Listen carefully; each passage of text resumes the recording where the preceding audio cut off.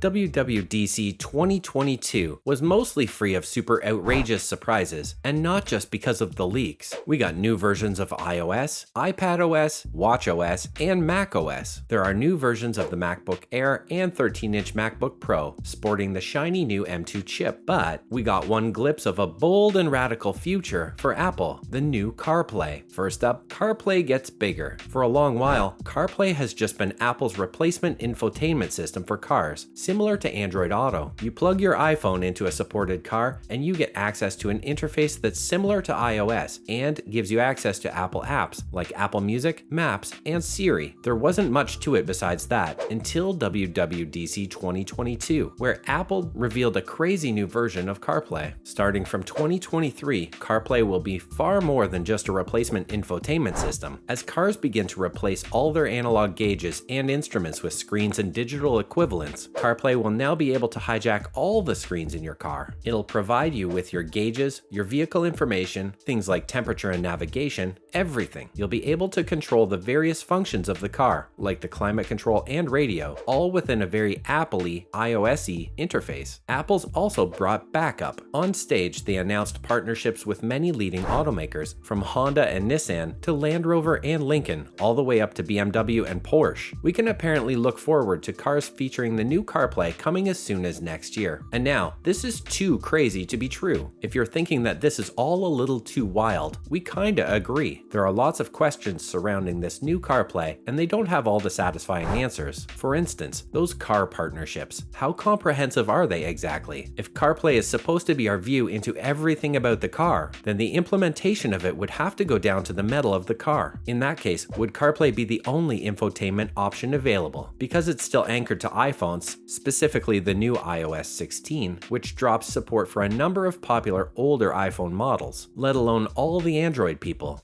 How would they be accommodated by CarPlay? We sure hope the answer isn't they won't, because no one wants their options in cars to be limited by their phones. It's also a little hard to believe that some of these companies would give Apple so much access to their car hardware. We're particularly surprised to see Mercedes and BMW on the list of partners. Mercedes and BMW have put a lot of money and research into developing their MBUX and iDrive infotainment softwares, and they're actually pretty good. Giving iPhone users the option to not use their cool systems would invalidate a lot of the effort they put into them. On the other hand, letting Apple take the reins does give other automakers a way out of investing in their infotainments. The air of mystery around CarPlay has only gotten thicker as tech journalists and prominent publications have tried to contact these partners for comment. Most of them had nothing to say about Apple's new announcements, but some did respond. BMW plans to continue developing iDrive and merging Apple's innovations into their solutions. What on earth does that mean? Volvo, Toyota, and Ford replied that they had no info for the public at this time, and Mercedes has apparently just had discussions with Apple as part of evaluating new tech and functions internally. But when it comes to CarPlay, focusing on other automakers may be missing the point. Next, is the Apple Car really real? The Apple Car has been just one of the many mystery projects that Apple has been working on, along with the mixed reality headset and AR glasses. There's certainly many rumors about the Apple Car, but the chief counter-argument against its existence has always been, why would they though? But the rumors keep getting stronger, and CarPlay might just be the biggest indication yet of something like this in the works. CarPlay was introduced by Apple in 2014, alongside the release of iPhone 5 and the first revision of the controversial iOS 7. Since then, we the people haven't gotten many updates or revamps of CarPlay. It's been the same sort of experience, more or less. But coincidentally, 2014 was also the year when the first rumors about Project Titan started to emerge. Apple had hired more than 1,000 automobile engineers and industry experts to work at a secret location near the UFO at Cupertino. We can't imagine that Apple acquired all this manpower just to develop CarPlay and promise a massive revamp of it 8 years later. Over the years, Apple has steadily unveiled new hardware and software that aren't part of the Apple Car, but look like they're building towards it. From services like Apple Maps and Apple Music to hardware like Apple's M series systems on chips. cars. They're even test driving a self-driving software in a small-scale project on the roads of California, equipping a fleet of over 60 Lexus crossover SUVs with a suite of cameras and sensors. Tim Cook himself acknowledged this particular project in 2017. Apple doesn't have the production capability to roll out cars, and naturally, these rumors have included talks about partnerships with Hyundai, Kia, and Nissan. These are companies with the capability to manufacture cars in the US. One of these companies just happens to be on the list of CarPlay partners, while the other two are conspicuous in their absence. The latest development in the mystery of the Apple Car is the CEO of Volkswagen coming out to say that the Apple Car probably isn't going to happen. This is the first time anyone in the auto industry has acknowledged the fabled Project Titan, and there didn't seem to be a clear reason why he did it. Is his effort to pour water on this story part of the ruse? Conspiracies can be real rabbit holes, and it's probably best not to think about this stuff too much until it actually happens. The new CarPlay will be appearing in cars next year, and the current rumor for Project Titan to be unveiled is 2025. Looks like all we can do is keep watching. Now, in other news, Polestar embraces CarPlay. One of the CarPlay partners Apple revealed at WWDC was Polestar. They're a new company that's trying to muscle into the electric vehicle space, and their collaboration with Apple was a little surprising given their full-throated support for Android Auto. Could this be our glimpse into the new CarPlay? No, it's just the CarPlay we all know and some of us love. The real news here is that Polestar supports CarPlay at all, after being more in Google's camp. We have to wonder what kind of offer Apple must have made to them to get them on their side of the aisle. It must have been an offer they couldn't refuse. Next, we have the rumored mixed reality headset. Project Titan isn't the only secret project Apple has cooking.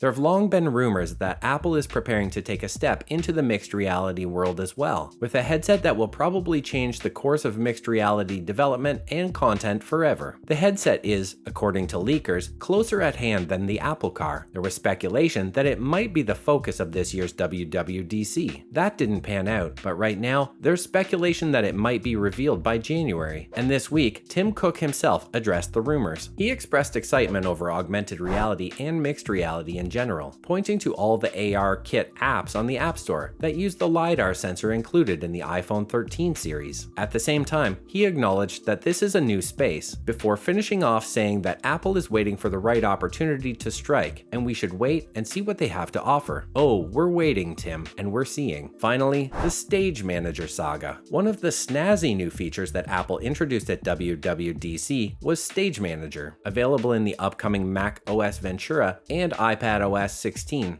Stage Manager is Apple's new and innovative technique for managing windows on your screen. While macOS doesn't really need Stage Manager, window management has been fine there for decades. It was heralded as a boon for iPad users. Ever since Apple launched the first iPad Pro, people have been trying to make the device work for them in a professional context. Stage Manager, along with external display support, is a key step towards making that a reality. But there's a catch. It's only supported on M1 equipped iPads. This is very frustrating because Apple was selling Pro-branded iPads up to 2020. Yep, your top-of-the-line iPad Pro from just 2 years ago is already past the point of supporting all the new features in iPad OS. Meanwhile, the 5th iteration of the iPad Air does support Stage Manager. Apple has tried to justify this choice by saying that the M1 has technical capabilities that make Stage Manager possible, but put them out of reach of the A-series iPad chips. This is pretty sus because they're both the same thing deep down,